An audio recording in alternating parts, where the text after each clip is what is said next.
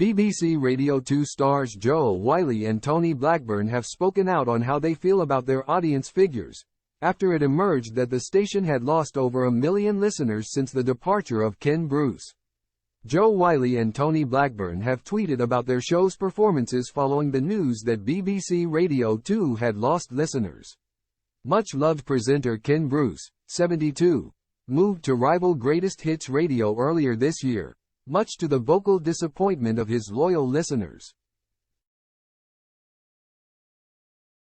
many of whom he has seemingly taken with him.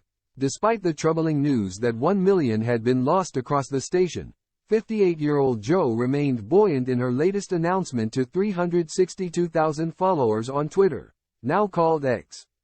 OMG. Could not be more delighted that we have a whole bunch more of you listening to our at BBC Radio 2 show. Sick, she wrote.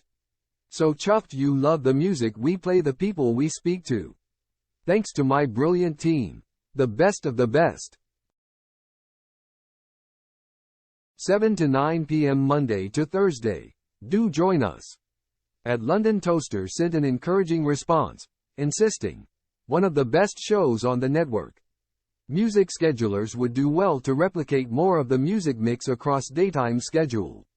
Meanwhile, Tony, 80, also sounded in high spirits, as he thanked his own supporters via the micro-blogging site. Just want to thank you so much for the latest Roger results we have for Sounds of the 60s and the terrific increase in the number of you listening to the Golden Hour. He exclaimed. Sounds of the 60s is the #1 Radio 2 show at BBC Sounds, so thanks so much for that. I'm so glad you are enjoying the shows I'm doing. At Chris Barkeretti replied.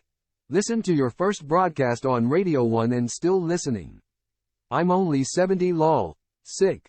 At Tony Steed chimed in. Didn't know there were any other shows except Sounds of the 60s and the Golden Hour. However, as fans congratulated him on his brilliant achievement and thanked him for playing the music we love, he had a warning from at Steverich.